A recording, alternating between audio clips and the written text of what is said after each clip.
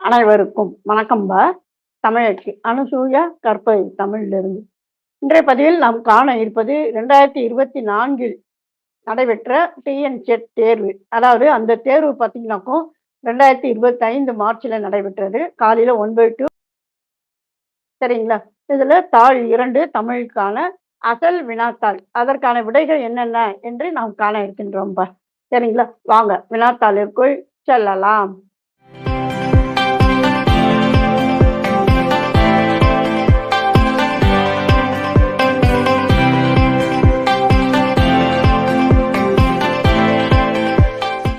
முதல் வினா பொறுத்துக கொடுத்துருக்காங்கப்பா. அதாவது பாடல் அடி, அது பாடிய புலவர் யார் அப்படிங்கிறது.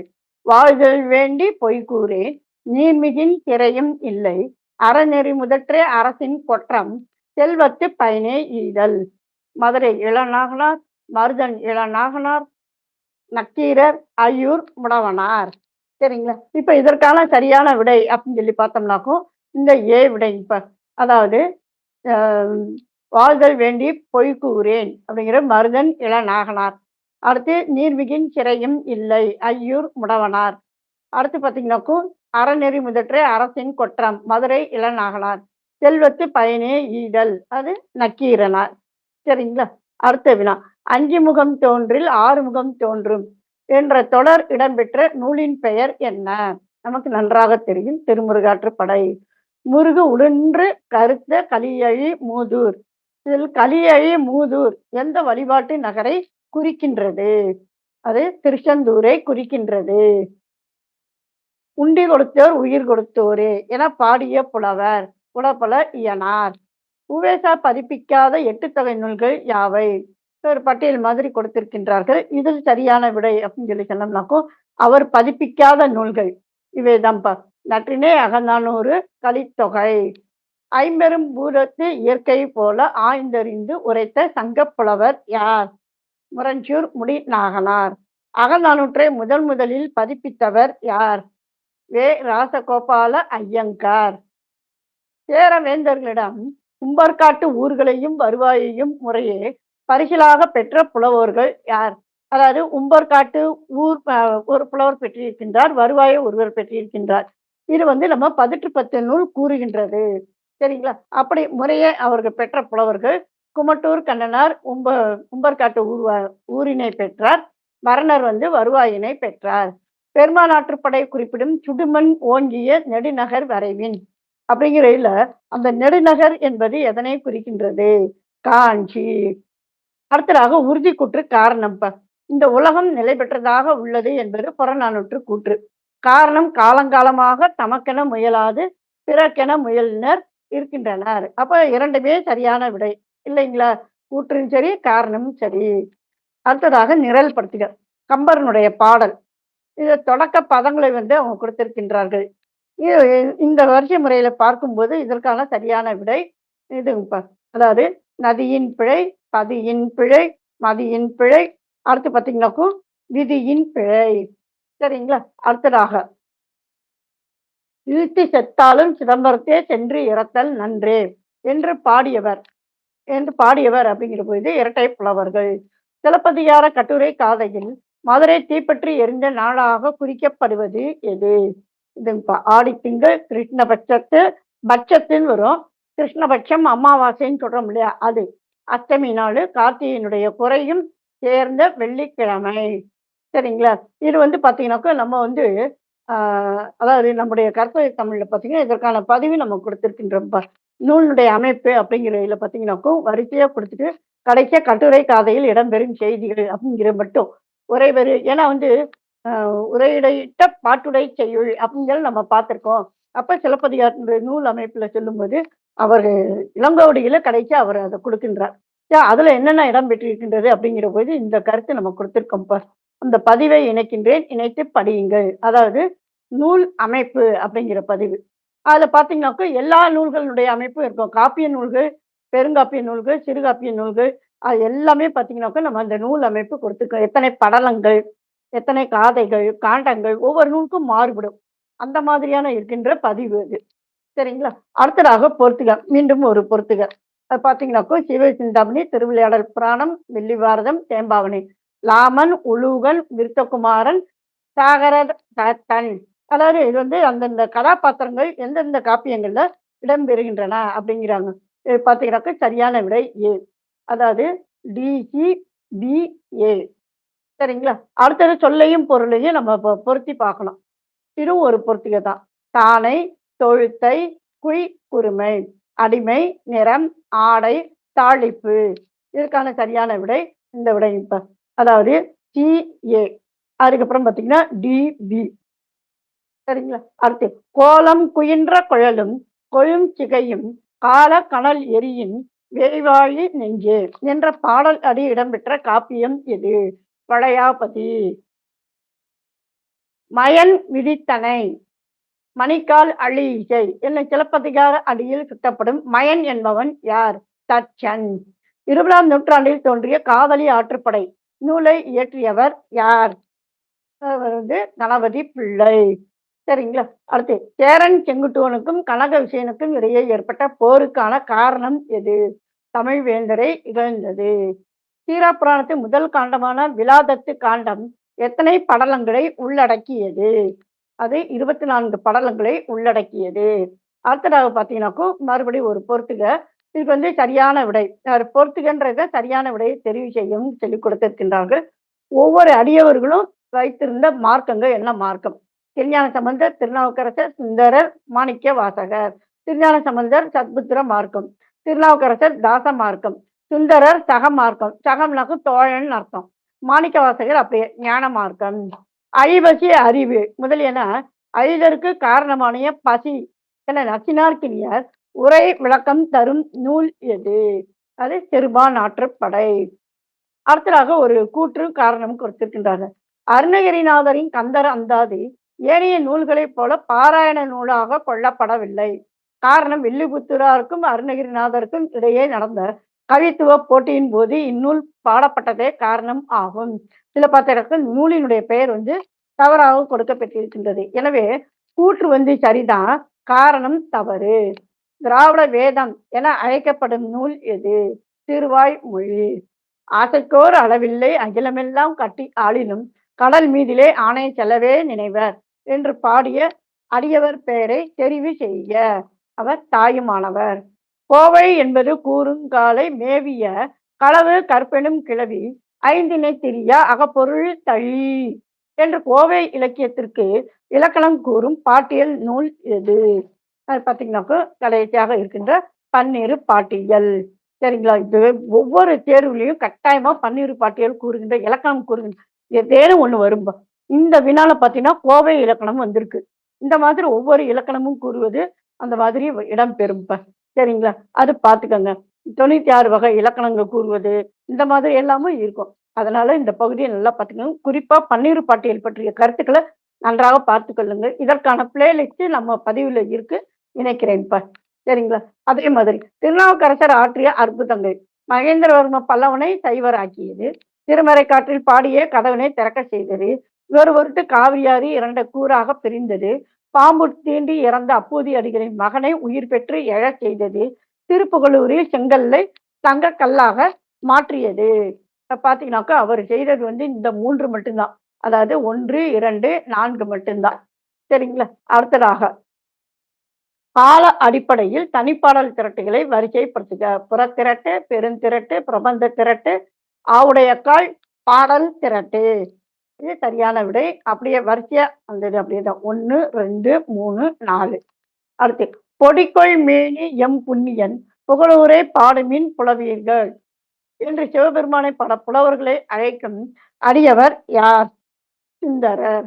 மணப்பேயை அடக்கி வென்ற அகப்பேய் சித்தர் திருவையாற்றை சித்தி அடைந்தார் என்று குறிப்பிடுபவர் யார்? போகர்.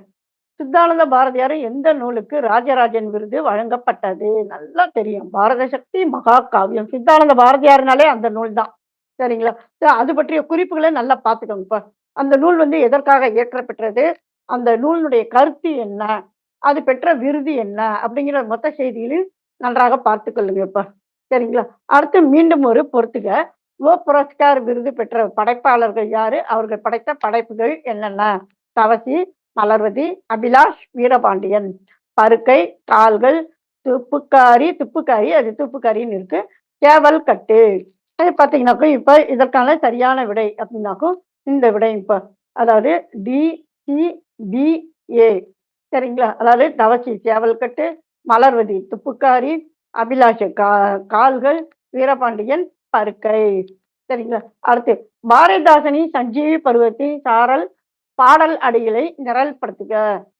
பார்த்தீங்கன்னாக்கும், இப்ப பெண்ணுக்கு பேச்சுரிமை வேண்டாம் என்கின்றீரோ, பெண்ணடிமை தீரும் மட்டும் பேசும் திருநாட்டு, மண்ணுக்கும் கேடாய் மதித்தீரோ பெண் இனத்தை, மண்ணடிமை தீர்ந்து வரல் நாளும் முயல் கொம்பு. இப்ப இதுல சரியான வரிசை முறை எது அப்படின்னு சொல்லி சொன்னோம்னாக்கும், இந்த 1வது வரி, 3வது வரி, அதன் பிறகு 2வது வரியும், 4வது வரியும். இப்ப நவீன யுகத்தின் உமர் கயாம் என்று அழைக்கப்படும் திரைப்பட பாடலாசிரியர் யார்? கண்ணதாசன். சரியான இணையை சுட்டுக. இது சரியான இணை. சின்னப்ப பாரதியும் சர்க்கரையும். காகிதத்தில் கோடு கவிதை தொகுப்பின் ஆசிரியர் யார்? அவர் ஆத்மானாம். சரிங்களா? அடுத்து பின்வரும் நாவல்களை கால வரிசைப்படி மண்குடிச்சை அறுவடை, காதுகள், அம்மா வந்தாள். இதை வரிசைப்படுத்தணும் கால வரிசைப்படி. அதன்படி பார்க்கும்போது இந்த சரியான விடை இந்த சி விடை. இப்ப அதாவது அறுவடை, மண்குடிச்சை, அடுத்ததாக அம்மா வந்தாள், அடுத்தது காதுகள். எப்பவுமே இக்கால இலக்கியங்கள்ல ஒவ்வொரு நூலாசிரியர் கிட்டத்தட்ட பார்த்தீங்கன்னாக்கும் 120 பேர் இருக்காங்க ஆளுமைகள். அப்ப அவர்கள் செய்த செயல்லாம் காலம் தெரிந்து கொள்ள வேண்டும். எந்த ஆண்டு அப்படிங்கிறதை தெரிந்து கொள்ள வேண்டும். அந்த ஆண்டில் அவர்கள் படைத்தது அது என்னன்னு தெரிந்து கொள்ள வேண்டும். அப்படியே பார்த்தீங்கன்னா ஒவ்வொரு ஆண்டும் இது பண்ணும்போது இதை அப்படியே வரிசை பண்ணி படித்துக் கொள்ள வேண்டும். இது முதலாவது. அடுத்து 2வது பார்த்தீங்கன்னாக்கும், இந்த ஆண்டுல இவர்கள் படைத்தார்களோ அந்த படைப்பு நாவலா, சிறுகதையா, சிறுகதை தொகுப்பா, கதையா, கதை தொகுப்பா, கவிதை அல்லது கவிதை தொகுப்பு, இந்த மாதிரியான இலக்கிய வகை இருக்கின்றது. கட்டுரை, மொழிபெயர்ப்பு இப்படியெல்லாம் இருக்கின்றது. ஒவ்வொரு ஆளுமைகளுக்குள்ளேயும் இந்த மாதிரியான விவரங்கள் இருக்கின்றன. இப்ப சரிங்களா? இவற்றையும் இணைத்தே படியுங்கள். அது மட்டும் கிடையாது. அவை பெற்ற விருதுகள் என்ன? பரிசு என்ன? யார் கொடுத்தார்கள்? எந்த ஆண்டு கொடுத்தார்கள்? அதையும் என்ன செய்யணும் நம்ம சேர்த்து அப்படியே படிக்கணும் இப்ப. சரிங்களா? இதை நல்லா பார்த்துக்கோங்க. அடுத்து சிற்பியின் சாகித்ய அகாதமி விருது பெற்ற கவிதை நூல் எது? இது அடிக்கடி கேட்கப்படுகின்ற வினா. ஒரு கிராமத்து நதி. அடுத்ததாக செல்லிதாசன் என்ற புனைப்பெயரில் கவிதை புனைந்தவர் யார்? மகாகவி பாரதியார். பாரதி காலமும் கருத்து என்ற நூலின் ஆசிரியர் யார்? சோமூசி ரகுநாதன். பிரயாணம் ஒரு கலை என்ற நூலின் வழியாக பயணத்தையும் ஒரு கலை என்று உறுதி செய்தவர் யார்? பார்த்தீங்கன்னாக்கா சோமலு. அடுத்ததாக பொறுத்துக்கங்க. வ.உ.சி., உ.வே.சா., கலைஞர் கருணாநிதி, டி.எஸ்.எஸ். ராஜன். என் சரிதம், சுயசரிதை, நினைவலைகள், நெஞ்சுக்கு நீதி. ஒவ்வொருத்தருடைய பயோகிராஃபி அப்படின்னு சொல்லி சொல்லுவோம் இல்லையா? Auto biography. அதுவும் வெறும் பயோகிராஃபி கிடையாது, ஆட்டோ பயோகிராஃபி. அப்ப தன் வரலாற்றை தானே கூறுதல். இப்ப இதற்கான சரியான விடை இப்ப. அதாவது வ.உ.சி. சுயசரிதை 1, உ.வே.சா. என் சரிதம், கலைஞர் கருணாநிதி நெஞ்சுக்கு நீதி, டி.எஸ்.எஸ். ராஜன் நினைவலைகள் 4. அப்ப பாத்தீங்கன்னாக்க பிஏ டிசின்னு வருது. இந்த பி விடை தான் சரியான விடை. அடுத்து தொல்காப்பிய செயலில் சுட்டும் சித்திரவண்ணம் என்பது எது? சரியான விடை இந்த சி விடை. இப்ப அதாவது நெட்டெழுத்தும் குற்றெழுத்தும் சேர்ந்து வருவது. சுப்பிரமணிய சிவம் நடத்தி வந்த ஞானபானு என்ற பத்திரிகையில் பாரதியார் எழுதிய கதை எது? சின்னசங்கரன் கதை. இதுவும் மிகவும் புகழ்பெற்ற கதை அப்படிங்கிறத விட அடிக்கடி கேட்கப்படுகின்ற வினா. ஏன்னா பாரதியார் அப்படின்னாக்க பெரும்பாலும் எல்லாருக்கும் அவருடைய கவிதை நினைவு வரும், கட்டுரை நினைவு வரும். அவருடைய கதைகள் நினைவு வராது. அதனால இதையும் நினைத்து படித்துக் கொள்ளுங்கள். அடுத்து சிலப்பதிகாரத்தின் ஒரு பகுதியிலிருந்து கே. ராமானுஜத்தால் தயாரிக்கப்பட்ட நாடகம் எது? அது சரியான விடை புறஞ்சேரி. அடுத்து காகிதப்பூ என்பது எந்த நாடக வகையை சார்ந்தது? அது அரசியல் நாடகம். பழந்தமிழ் இலக்கியங்களில் கலித்தொகை பாடல்கள் எத்தகைய நாடக கூறுகளை உடையன? ஓரங்க நாடக கூறுகளை உடையன. ராமானுஜருக்கு பயிற்றுவித்த அத்வைத வேதாந்தி யார்? அவர் யாதவர் பிரகாசர். அமரத்தாராவின் மொழிபெயர்ப்பு படைகள் எவை?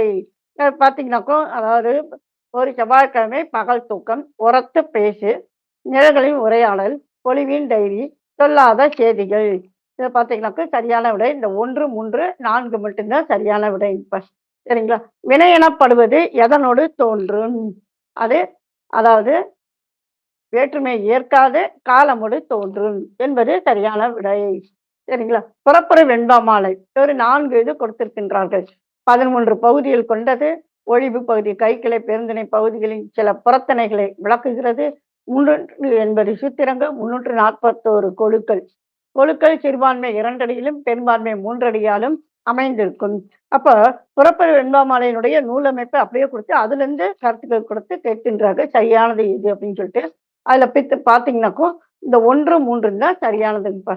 இன்னும் நாடு யாது என்றால் தமிழ்நாடு என்றால் என தொல்காப்பிய சொல்லதிகார உரையில் சான்று காட்டுபவர் யார்? அவர் இளம்பூரணர். அறமாவது மனு முதலிய நூல்களில் விடுத்தலை செய்தலும் விளக்கியது ஒழித்தலுமாம் என திருக்குறள் அறத்துப்பால் உரைப்பாயிரத்தில் எழுதியவர் யார்? மறைமேல் அழகர். அடுத்ததாக தொல்காப்பியம் குறிப்பிடாது நன்னூல் குறிப்பிட்ட தம் பெயர் தவிர்த்து மொழி முதல் நிலையாகும் மெய் ஒலி எது? அதாவது மொழிக்கு முதல்ல இடம்பெறும் மெய்யெழுத்து எது? ஏன்னா தொல்காப்பியர் மொழிக்கு முதல்ல மெய்யெழுத்துக்க வராது அப்படிங்கிறாரு. ஆனா நன்னூலர் என்ன சொல்றாரு? தன்னுடைய பெயரை உச்சரிக்கும் போது மொழிக்கு முதல்ல மெய்யெழுத்து வரும்பா அப்படிங்கிறாரு. அந்த எழுத்து எந்த எழுத்து? அகரம். அடுத்து சிந்து என்பது சேவல்பாட்டு, கிழிக்கணி ஆகியன வகையை சார்ந்தவை. வெண்பா இனம் என்பர். தனி சொல் இல்லாமலும் இருக்கும். வெண்பாவுக்குரிய தலை அமைதல் வேண்டும். அது சரியானது பார்த்தீங்கன்னாக்கா இந்த 1, 3 மட்டும்தான் சரியானது. அடுத்து உறுதிக்கூற்று. சிவஞான முனிவர் இளம்பொருணரை தமிழுள் ஒன்றே வல்ல உரையாசிரியர் என குறிப்பிடுவது நடுநிலைமையோடு கூடிய மதிப்புரை அன்று. அன்றுனா கிடையாதுன்னு அர்த்தம். காரணம் இளம்பொருணர் பாணினி ஆசிரியரையும் வடசொல் ஆளுகையையும் வடமொழி கலந்த சுலோகத்தையும் உரையில் கையாண்டு இருக்கின்றார் அப்படிங்கிறாங்க. அப்ப அதற்கான சரியான விடை பார்த்தீங்கன்னாக்கோ உறுதிக்கூற்று, அதாவது 2மே சரி என்பதுதான் சரியான விடை. அடுத்து தொல்காப்பிய சூத்திரத்தில் இடம்பெற்றுள்ள பொருள் வகை வரிசையில் ஏகார இடைச்சொல் தொடர்களை வரிசைப்படுத்துக. அறமே பொருளே இன்பமே வீடு. உண்டோ மறுமை. ஏ இவள் ஒருத்தி பேடியே என்றும் ஏற்றி தொழுவோம் யாமே. தொழுவோம் யாமே அப்படிங்கிறது தான். சரிங்களா? இப்ப இதுல பாத்தீங்கன்னாக்கா இதற்கான சரியான விடை இதுங்க. அதாவது 1, 4, அடுத்ததாக 2, அடுத்ததாக 3. சரிங்களா? உகரம் தெரியாது வந்த குற்றியல் நிகரம் எது? கேன்மியா இல்லையா? கேள் குட்டல் மியா. அப்ப அந்த சொல்லினுடைய இடையில உகரம் வரல. எனவே இதுதான் சரியான விடை. மொய்பொருள் தெய்வம் யார் கூற்றிற்கு உரியது? அவர் நற்றாய்க்கு உரியது. தொல்காப்பியர் குறிப்பிடும் முதல் ஐவகை வண்ணங்களின் வரிசை முறைகள். அவர் அதாவது வண்ணங்கள் 20 சொல்றாரு. அதனுடைய வரிசை முறை எது? அது சரியானது எது அப்படின்னு சொல்லி கேட்கின்றார்கள். சரியான விடை இது. பாவண்ணம், தாவண்ணம், வல்லிசை வண்ணம், மெல்லிசை வண்ணம், ஏய்வு வண்ணம். அடுத்த வினா. சேனா வரையத்தை படித்த பின் மென்மேலும் படிக்க வேண்டும் என்னும் வேட்கையை உண்டாக்குதலின் ஆனா இயல்பிற சேனா வரையர் என்று சேனா வரையரை பாராட்டுபவர் யார்? அவர் ஈசான தேசிகர். நன்னூல் உரையாசிரியர்கள் கால நிரல் படுத்துக. சிவஞான முனிவர், சங்கர நமச்சிவாய, ஆறுமுக நாவலர், விசாக பெருமாள் ஐயர். பார்த்தீங்கன்னா சரியான விடை இது. அதாவது 2, 4, அடுத்து 3, அடுத்ததாக 1. தமிழில் அதிக உரைகளை கண்ட நூல் எது? சாதாரணமா பார்த்தீங்கன்னாக்கும் புலவர்களால் அதிகமாக கையாளப்பெற்ற நூல் அப்படிங்கிற வினா வரும். ஆனா இது பார்த்தீங்கன்னாக்கும் அதிக உரைகளை கண்ட நூல் எது அப்படின்னு சொல்லி கேட்டிருக்கின்றார்கள். சரியான விடை கம்ப ராமாயணம். சேந்தன் திவாகரம் கூறும் அரசர்களின் பெயரை நூற்பாவின் வழி வரிசைப்படுத்துக. இது சரியான விடை இது. தலைவன், மன்னவன், வேந்தன், முதல்வன். திவாகர நிகண்டின் தொகுதிகளை வரிசைப்படுத்துக. இதேதான். விலங்கின் பெயர், இடப்பெயர், பண்பு பெயர், செயல் பெயர். இது நிகழ்வுகள் அப்படிங்கிற ஒரு பிளேலிஸ்ட் இருக்குப்பா, நினைக்கிறேன், பார்த்துக்கோங்க. ஏன்னா ஆண்பால் பெயர், அவருடைய சிறப்பு பெயர்கள், பெண்பால் பெயர், இப்ப நம்ம பார்க்குறோமே இந்த மாதிரி மன்னர்களுடைய பெயர், பண்பு பெயர், இதெல்லாம் பார்த்தீங்கன்னா கொஞ்சம் சின்ன சின்ன ஷார்ட் வீடியோஸ் மாதிரி இருக்குங்கப்பா. நினைக்கிறேன், இணைத்து படியுங்கள். அடுத்ததாக தெய்வ சிலையார் தொல்காப்பிய உரையில் வாய் வாழாமைக்கு தரும் எடுத்துக்காட்டு யாது? முட்டை மூத்ததோ பனை மூத்ததோ என்ற இடத்தை எம் முட்டைக்கு எப்பனை என்றான். ஆகாயப்பூ நன்றோ தீதோ என்றார்க்கு உரையாடாமை. செத்தவன் பிறப்பானோ என்ற வழி பற்றற திறந்தானோ பிறனோ என்றால். அப்ப கேட்கிற கேள்விக்கு வாய் வாழாமை, வாழாமை அப்படின்னாக்கா அமைதியா இருக்கணும். கேட்குற கேள்விக்கு பதில் சொல்லாம அமைதியா இருக்கணும். அது எந்த கேள்விக்கு அப்படிங்கிறது. தோன்றியது கெடுமோ என்ற வழி கெடும் என்று கூறுதல். அது பார்த்தீங்கன்னாக்க இதுக்கு சரியான விடை இந்த பி விடை தான். ஆகாயப்பூ நன்றோ தீதோ என்றார்க்கு உரை ஆடாமை. அதிலே விரை வந்து விட்டது. உரை ஆடாமைன்னு வந்துருச்சு. அப்படின்னா என்ன அர்த்தம்? பதில் கூறாமல் இருத்தல். அதான் வாய் வாழாமை. ஏன்னா எல்லாமே பார்த்தீங்கன்னா பதில் சொல்றான். பிறனோ என்றல், கெடும் என்று கூறுதல், ஆ எ எப்படியோ என்றல், இது எல்லாமே பதில் சொல்றான். இது மட்டும் தான் பதில் சொல்லாம இருக்கான். இதெல்லாம் வந்து சின்ன ஷார்ட்கட்ப்பா. இதுக்கு 4மே நம்ம படிச்சு யோசிக்கவே தேவையில்ல. அந்த வார்த்தை இடம் பெறுது பார்த்தீங்களா? வாய் வாழாமை, உரையாடாமை. சரிங்களா? இப்ப அடுத்ததாக ஒரு பொறுத்துக்கங்கப்பா. 10ஆம் திருமுறை, திருமந்திர சொல்லகராதி, தமிழ் இலக்கண பேரகராதி, பெரிய புராண சொல்லகராதி, தமிழ் கல்வெட்டு சொல்லகராதி. ஈவே. கோபால ஐயர், மறையராஜம், புலவர் மணியன், மாணிக்கம். இதுக்கு சரியான விடை அப்படின்னாக்கும் இந்த பி விடைப்பா. அதாவது டி.ஏ. அடுத்தது பார்த்தீங்கன்னாக்கும் டி.பி. அடுத்து அகராதி என்னும் சொல்ல டிக்ஷனரி என்பதற்கு இணையாக முதலில் கையாண்டவர் யார்? வீரமாமுனிவர். கல்லாடம் என்னும் நூல் எந்த நூற்பொருளை கொண்டு புனையப்பட்டது? அது சரியான விடை திருக்கோவையார். நனவோலை உத்தி அதிகம் பயன்படுத்தப்படும் இலக்கிய வகை எது? புதினம். அடுத்து சிசி செல்லப்பாவின் எழுத்து இதழ் எந்த இலக்கிய வகையை மையப்படுத்தியது?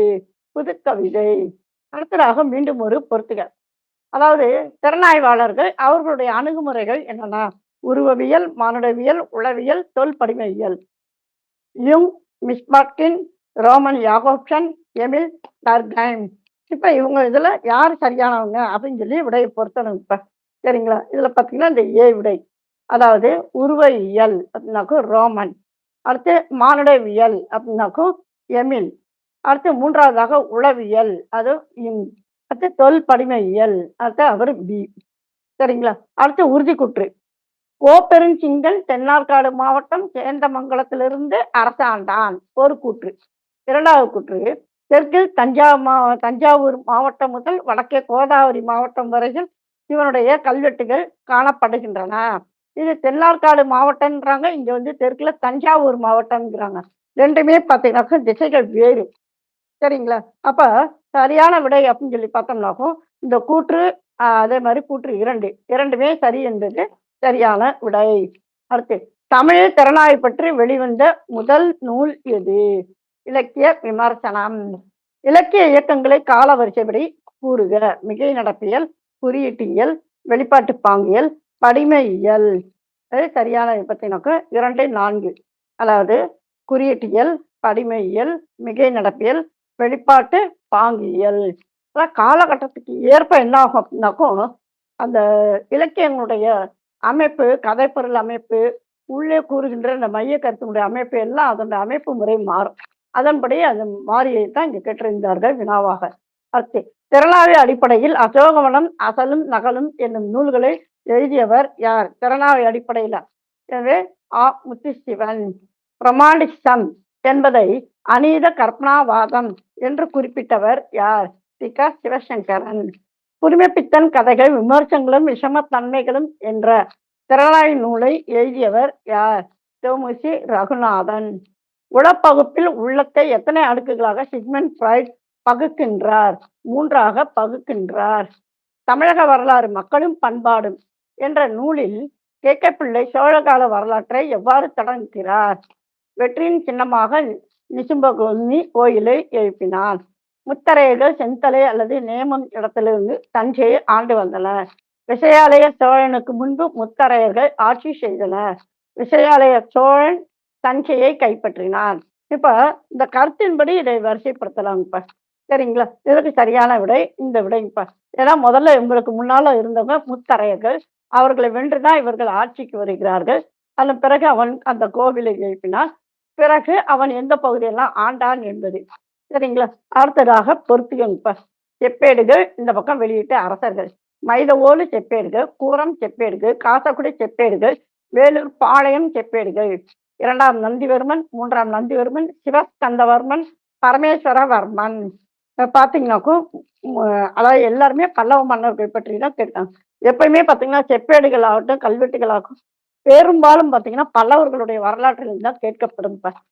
அது சார்ந்த வினாக்களை நன்றாக படித்துக் கொள்ளுங்கள். இதுக்கு பார்த்தீங்கன்னாக்க, நம்ம பல்லவர்கள் அப்படிங்கிறதும், ராசமாணிக்கனாருடைய பல்லவர் வரலாறு அப்படிங்கிற ஒரு பிளே லிஸ்ட் இருக்கு. அதுலயும் இந்த செப்பேடுகள் பற்றிய ஷார்ட்ஸ்லாம் இருக்கு இப்ப. அதில இணைத்திருக்கின்றேன். அதையும் நீங்க சேர்த்து படியுங்க. சரிங்களா? அடுத்ததாக, இப்ப இதுக்கான சரியான விடை அப்படின்னு சொல்லி பார்த்தோம்னாக்கும், இந்த விடை இப்ப. அதாவது மைதவோலி செப்பேடுக சிவஸ்கந்தவர்மன். அடுத்ததாக கூரம் செப்பேடுக 3ஆம் நந்திவர்மன். அடுத்ததாக காசக்குடி செப்பேடுகள். அவங்க வந்து பார்த்தீங்கன்னா, கசாக்குடி அப்படின்னு தான் சொல்லுவாங்க. நம்ம தான் பயன்பாட்டுல வந்து காசக்குடின்றோம். ஆனா அவங்க குறிப்பிடுறது பார்த்தீங்கன்னாக்கா, மூல நூல்ல வந்து கசாக்குடின்னு தான் இருக்கும். சரிங்களா? அது வந்து 2ஆம் நந்திவர்மன். வேலூர்பாளையம் செப்பேடுகள் அப்படிங்கிறது வந்து 3ஆம் நந்திவர்மன். சரிங்களா? அடுத்ததாக கூற்று 1, 2 சேனாதிபதி வீர ராசேந்திர காரானை விழப்பறையன் ராசனுடைய படைத்தலைவர்கள் ஒருவன் அவன். இவன் திருவாமாத்தூர் கோயிலுக்கு பொன்னும் பசுக்களும் அளித்தவன் என்று கூறப்பெறுகின்றது. அது சரியான விடை. இந்த கூற்று வந்து தவறு. இது வந்து 2வது கூற்று வந்து சரி. அடுத்து சாக்கம் என்பது என்ன? தாளத்தினை அடிப்படையாக கொண்ட கூத்து, ராகத்தினை அடிப்படையாக கொண்டது, பாடலுடன் தொடர்புடையது, கதையுடன் தொடர்புடையது. இதுல பார்த்தீங்கன்னாக்கா, தாளத்தினை அடிப்படையாக கொண்ட கூத்து தான் சாக்கம். அடுத்து புலன் அழுக்கற்ற அந்தணாளன் என்று கபிலரை புகழ்ந்து பாடிய புலவர் யார்? அவர் மாரோக்கத்து நப்பசலையார். அடுத்ததாக, முதலாம் ராசராசனின் கல்வெட்டில் இடம்பெற்ற சொற்றொடர்களை வரிசைப்படுத்துக. காந்தளூர் சாலை, தங்கப்பாடியம், களமறுத்தருளி, தேங்கை நாடும். பார்த்தீங்கன்னாக்கா, இந்த ஏ அதாவது காந்தளூர் சாலை, களமறுத்தருளி, வேங்கை நாடும், தங்கை பாடியும் அப்படின்னு சொல்லி அவருடைய கல்வெட்டில் காணப்படுகின்றது. தமிழக வரலாற்றில் முதலில் வலங்கை இடங்கை என்னும் பாகுபாட்டினை கொண்டு வந்த ஆட்சி இது சோழர்கள் ஆட்சி. கங்கை வாரியும் காவிரி பயனும் ஈழத்து உணவும் காழகத்து ஆக்கமும் என புகார் பண்டகசாலை முற்றங்களை புகழும் நூல் எது? நன்றாகவே தெரியும், பட்டினப்பாலை. எப்பயுமே பார்த்தீங்கன்னாக்கும் அந்த காவிரி பூம்பட்டினத்தில் எல்லாமே பார்த்தீங்கன்னா பட்டினப்பாலை நூல் தான் எடுத்துக்குறோம். அதனால அந்த வார்த்தை வந்தாலே நம்ம எளிதா எழுதிடலாம். வலங்கை இடங்கை புராணம் என்ற நூல் சுவடியை கண்டுபிடித்தவர் யார்? மக்கன்சி. இந்திரனால் இயற்றப்பட்ட நூலில் விண்ணவர் கோமான் வெளிநூல் என்று குறிப்பிடப்படுவது எது? சிலப்பதிகாரம். அடுத்து காவிரி பூம்பட்டினத்தின் மறுபெயர் யாது? காகத்தி.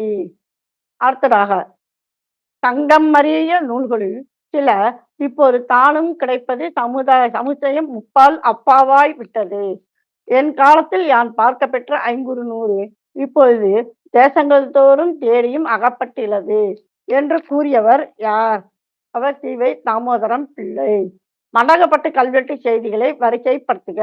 அத்திரும மலோகம், ஏதத் அரிஷ்டகம், நறுபேணபுரமே.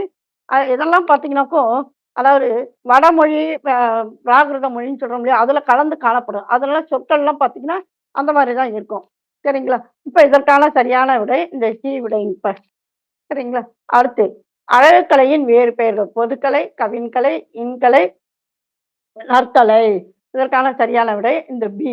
அதாவது 2, 3, 4.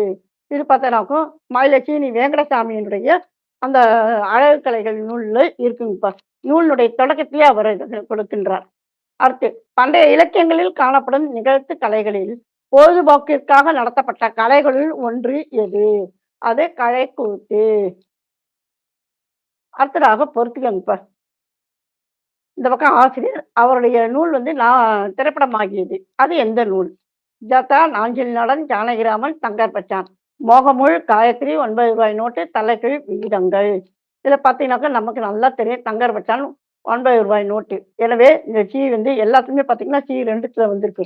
அப்ப இதற்கான சரியான விடை எது அப்படின்னு நம்ம பார்க்கும்போது சரியான விடை இந்த ஏ விடை தான். சரிங்களா? கற்றளி என்பதன் பொருள் என்ன? கருங்கல் கோவில். இதழியல் சட்டங்களை காலத்தின் அடிப்படையில் பிரஸ் கவுன்சில் சட்டம், தொழில்முறை இதழாளர் சட்டம், பதிப்புரிமை சட்டம், இந்திய அஞ்சலக சட்டம். இதற்கான சரியான விடை இந்த டி விடை. இப்ப முதலாவதாக இந்திய அஞ்சலக சட்டம், அடுத்ததாக பதிப்புரிமை சட்டம், அடுத்து பிரஸ் கவுன்சில், இறுதியாக தொழில்முறை இதழாளர் சட்டம். இதுவும் பார்த்தீங்கன்னா நம்ம வந்து ஜேர்னலிசம் ஊடக இயல் அப்படிங்கிறதுல பதிவு கொடுத்துருக்கோம்ப, அதை படிங்க. சரிங்களா? அடுத்து உறுதிக்கூற்று. தெற்காசிய மின் அகராதியில் தமிழ் மொழி அகராதி முதன்மை இடம் பிடித்திருக்கிறது. காரணம், இந்த மின் அகராதியில் வெப்ரியஸ் அகராதி, கதிரவேறு பிள்ளை அகராதி, ஆல்பின் அகராதி, சென்னை பல்கலைக்கழக அகராதி, பின்சிலோ அகராதி ஆகிய 5 தொகுதிகளும் முழுமையாக இடம்பெற்றுள்ளன. இப்ப அடுத்து பார்த்தீங்கன்னாக்கும், அதாவது இந்த 2மே பார்த்தீங்கன்னா சரியானது. எனவே இந்த டி விடை சரியான விடை. அடுத்ததாக கூற்று. மற்றவர்களை சிந்திக்கவும், செயல்படவும் வைப்பதற்கு தகவல் சில விளைவுகளை ஏற்படுத்தவும் வேண்டும். அதுக்கான காரணம் என்ன? தூண்டல் உணர்வே மக்கள் தகவல் தொடர்பிற்கு அடிப்படையாகும். இது பார்த்தீங்கன்னாக்கும் 2மே சரியானது என்பது சரியான விடை. அடுத்ததாக, பிராணயியல் பள்ளியை ஒப்பியல் பள்ளி என்றும், இண்டிக் பள்ளி என்றும் கூறுவர். இப்பள்ளி இடப்பெயர்வு கோட்பாட்டினை ஆராய்கின்றது. இது பார்த்தீங்கன்னாக்கா முதல் கூற்று சரிதான். ஆனா 2வது கூற்று தவறு என்பது சரியான விடை. சரிங்கப்பா. ஆக 2024 TNSET அது தேர்வு பார்த்தீங்கன்னா, ஆனா 2025 மார்ச்ல தான் நடைபெற்றது. அதுக்கான அசல் வினாத்தாளையும், அதற்கான விடைகளையும் நம்ம இந்த பதிவில் பார்த்தோம்பா. நம்ம இதுக்கான தொடர்புடைய பதிவுகள் இருக்கின்றன. அவற்றை இணைப்பேத்துடன் இணைக்கின்றேன். இணைத்து படியுங்கள். அதே சமயம் பார்த்தீங்கன்னா, நமது கற்பது தமிழ்ல பார்த்தீங்கன்னா, நம்ம பாட அழகின் படியே அப்படியே 10 அலகுகளையும் 5 நூல்களாக தொகுத்து நம்ம கொடுத்துருக்கின்றோம்ப்பா. சரிங்களா? பார்த்தீங்கன்னாக்கா A4 சைஸ் நூல் புத்தகம் அது. ஒவ்வொரு புத்தகமும் பார்த்தீங்கன்னா, கிட்டத்தட்ட 300 பக்கங்களுக்கு இருக்கு. அதே சமயம் பார்த்தீங்கன்னாக்கும், ஒவ்வொரு தொகுதியிலும் பார்த்தீங்கன்னா, ஒரு அசல் வினாத்தாள் இணைக்கப்பட்டு இருக்கின்றது. இலக்கணம் இதில மட்டும் பார்த்தீங்கன்னா, 2 அசல் வினாத்தாள்கள் இருக்கின்றன. ஆக மொத்தம் 5 தொகுதிகள்ல 6 அசல் வினாத்தாள்கள் இருக்கின்றன. இவற்றைத் தவிர முக்கியமானது நம்முடைய கற்பது தமிழினுடைய மாதிரி வினாத்தாள்கள். இந்த 5 தொகுதிகளையும் சேர்த்து கிட்டத்தட்ட பார்த்தீங்கன்னாக்கா 1500 வினாக்கள் கிட்ட நம்ம மாதிரி வினாக்கள் நம்ம கொடுத்துருக்கோம் இப்ப. சரிங்களா? இதெல்லாம் பார்த்தீங்கன்னா, புதிய தகவல்களை அறிகின்ற மாதிரியான வினாக்கள். அதே சமயம் திரும்ப திரும்ப கேட்கப்படுகின்ற வினாக்கள். அந்த அடிப்படையில் மாதிரி வினாத்தாளாக கொடுக்கப்பட்டிருக்கின்றன. இதனையும் வாங்கி பயனடையுங்கள். சரிங்களா? இது தவிர பார்த்தீங்கன்னாக்கா, ஓல்டு கொஸ்டின் பேப்பர் பார்த்தீங்கன்னாக்கா, நம்ம பிடிஎஃப் ஃபார்மேட்லயும் நம்ம ரெடி பண்ணியிருக்கோம். அதுவும் மாணவர்கள் வாங்கிக் கொண்டு இருக்கின்றார்கள். 2006லேருந்து 2010 வரைக்கும். அதே சமயம் பார்த்தீங்கன்னாக்கா, 2014லேருந்து 2020 வரைக்கும். அது நடுவுல ஒரு வருடம் தேர்வு நடைபெறவில்லை. ஆனா, அந்த தொகுப்பு பார்த்தீங்கன்னா, 10 வினாக்கள் அடங்கியது. அப்ப 10 வினாக்கள் ஒவ்வொரு இதுலயும் பார்த்தீங்கன்னாக்கா, 100 வினாக்கள் இருக்கும். சில வினாக்கள்ல 50 வினாக்கள் இருக்கும். அந்த ஆண்டு மாறுபடும். சரிங்களா? அதெல்லாம் பார்த்தீங்கன்னாக்கா, பிடிஎஃப் வடிவத்துல இருக்குங்க இப்ப. அது மின்னஞ்சல்ல உங்களுக்கு அனுப்பி வைக்கப்படும். சரிங்களா? இதே மாதிரியான சுவையான பதிவுல மீண்டும் ஒரு முறை சந்திக்கலாம். அனைவருக்கும் நன்றி. வணக்கம்.